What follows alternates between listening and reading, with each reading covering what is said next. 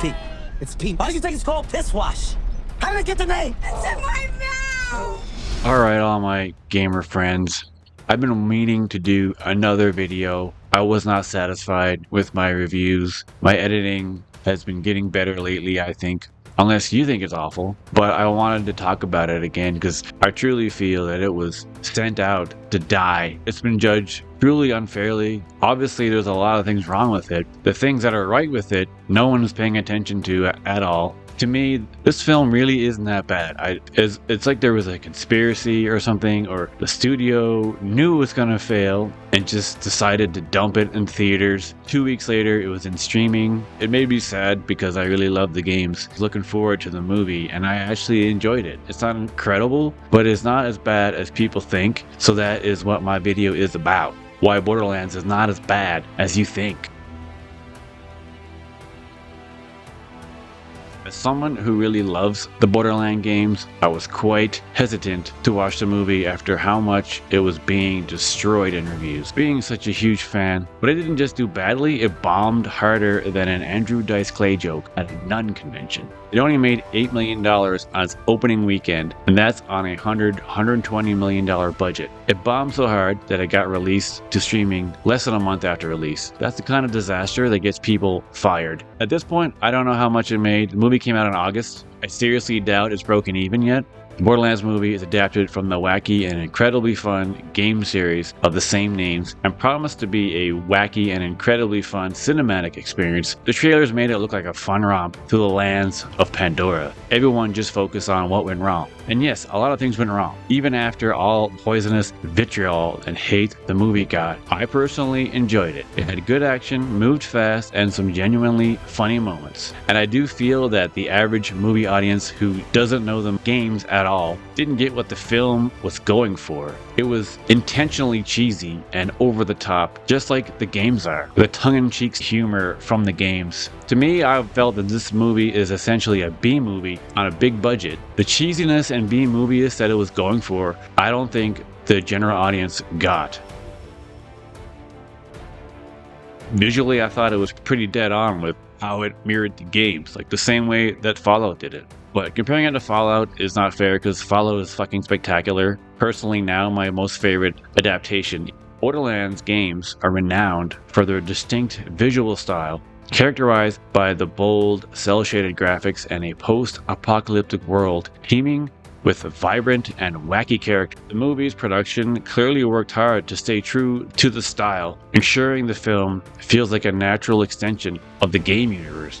From the desolate wastelands of Pandora to the over-the-top weapon designs, every detail had been crafted to reflect the game's unique style. But on the flip side of that, even on a $100 million+ budget, it did look cheap at some times. To think that all that money still couldn't make it look slightly better. I thought the CGI work was better than the actual practical work, personally. Especially with Claptrap, the composition of him into the real world was excellent. I actually think that was visually the strongest part of the entire movie, of how well he looked in the actual world and looked real. Even though I'm assuming he was 100% CG, perhaps in some scenes he was animatronic, but I thought that they did nail the visual style of the games, with some sequences being ripped straight out of the games, with battles on land vehicles over an apocalyptic, garbage-strewn landscape.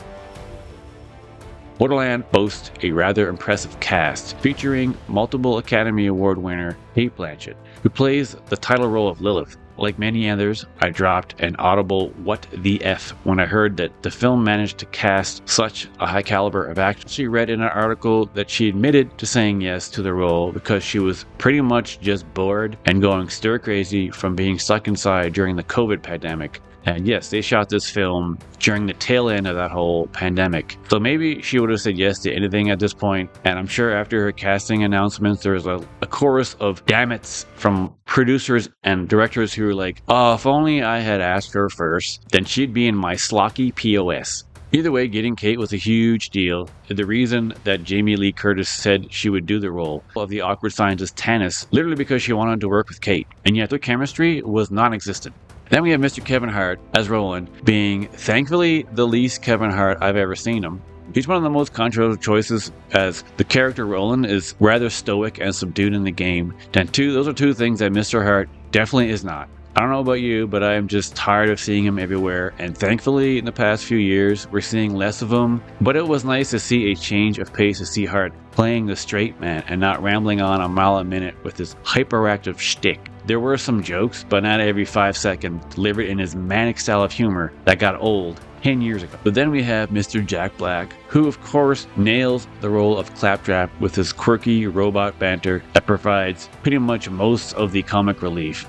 And he was the most accurate portrayal of any character from the game. And I'm sure it has a lot to do with the fact that Jack Black himself is an actual gamer, likely played the games already or is at least aware of them, so he already knew where to start. Then we have Ariana Goldblatt, who I've never heard of before, but I actually thought she was pretty funny as Tiny Tina. Kinda stole every scene she was in, and considering she's in scenes with Cate Blanchett, Kevin Hart, and Jamie Lee Curtis, that's kind of saying a lot. I mean, her acting was admittedly stiff. I don't know what else she's been in before this or how many acting roles she's had before this, but she was having fun with the role and not taking it so seriously and being as stiff as everybody else. And then there's newcomer Florian Montana as a lovable tank Krieg, who becomes besties with Tina. He doesn't really say much, and he doesn't really have much to work with, and he doesn't really say much, and feels like he was just kind of shoehorned in there to represent that side of the clan, which is one of the main antagonists of the film. And there was never a clear answer as to why he just turned sides.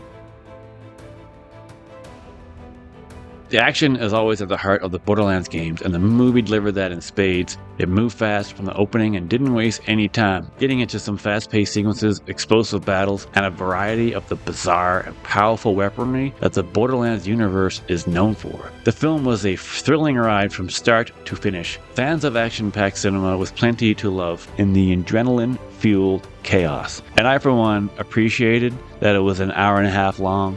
Movies are just too stinking long these days. Anything over 2 hours for me can become a real slog unless it's a good movie. It's getting harder to just sit through a 2-hour-long movie when like half an hour of it is throwaway crap. And so this movie was very tight, perhaps almost too tight in some areas because it didn't give a lot of backstory to certain characters, but that's something I'm going to get into now in a minute. Eli Roth, the director known primarily for his work on horror films like Cabin Fever and Hostel, attempts to bring his unique vision with intense, character-driven storytelling coupled with his dark sense of humor, though it should have made him a perfect fit for the film's tone. The problem is that his sensibilities as a director just didn't work for the goofy comedy stylings of the game universe, as he's much more of a horror director than a comedy, and it shows. They had to do reshoots, and they were all done by Tim Miller. At all the press junkets, it was just Eli Roth, with zero mentioning of the fact that they had to do reshoots with a different director, which kind of tells you a lot. And Tim Miller was a good choice, and he should have been the director from the get-go. The movie offered an opportunity to expand the Borderlands universe, characters in the ways the games couldn't, but it's just too bad that it fell flatter than a skag getting run over by an outrun. Besides Lilith and Tina, the characters have no backstory, so any non-game fan has no clue who most of them are and their relationships with each other. Tina especially was changed drastically from her game character, which first got introduced in Borderlands 2, which is a lot of people's favorites. Her origins were changed, and that she was a clone by the antagonist Atlas, who hoped to use her Iridian DNA to open the vault. In the games, she just is a person who was born with parents who are no longer alive, so she's an orphan. Expansion and story changes did not appeal to fans, and the characters weren't developed enough for newcomers to care about them. God, I hate this planet. Jamie Lee Curtis just won an Oscar like a year or two ago for Everything, Everywhere, All Out, Whatever. Cate has won at least 2, maybe more, but nominated several times. But during the whole time during the film, they both just looked like they were saying, "What the heck am I doing here?" Jamie Lee Curtis only took the job to work Cate, as she admitted to, and Cate was only there because she was basically bored. And these 2 reasons are likely why both actresses didn't just phone in their performances, they bloody texted them in while sipping margaritas by the pool. This is the most dreadful performance I've ever seen from acclaimed actors. I assumed an actress of her caliber could take on any role and make it work no matter what, but holy cannoli, it did not. It was like Eli gave them zero direction whatsoever and figured out that she would work it out on her own, but she didn't seem to take any cues from Lilith at all and just seemed to wing it. Jamie was almost as bad with her stiff, awkward performance, though admittedly in the games, Tannis is like that. but not to this level. Then we had the antagonist Declan Atlas, who was the weakest aspect of the entire film in terms of casting and everything. He was just another bad guy who wants to take over the world by breaking into the vault to obtain this Iridian power that it holds. Nothing against the actor Edgar Ramirez, but I just think he had nothing to work with, so he made it up as he went.